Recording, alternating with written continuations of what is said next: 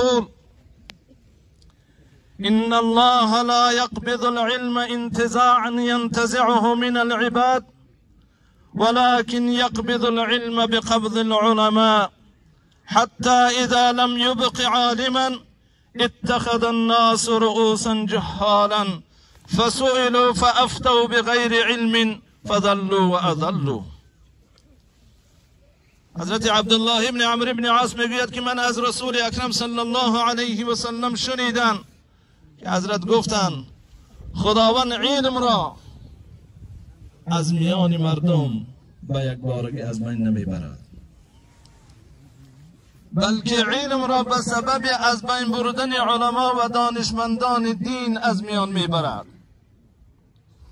حتی اذا لم یبق عالما، حتی زمان فرا رسید که یک عالم و دانشمند در میان مردم باقی نماند.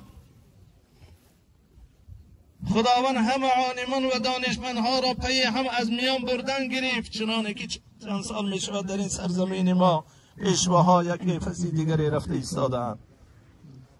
وقتی که خداوند عالمها را از میان برد و عالمی را در این حیات، در این روی زمین باقی نگذاشت، اتخذ الناس رؤوسا جهالا، مردم پیشوایان جاهل و نادان را برای خود پیشوا میگیرند. عزیزان اهل اسلام، امروز ما و شما میبینیم یکی از پیشواهای بزرگ ما، یکی از عالمهایی که وصف او را بزرگان خودشان میدانند، عزیزان اهل اسلام، هم عالم ربانی، هم مرشد، هم حافظ کلام الله، تمام دارای صفتهای خوب امروز از میان ما رفت.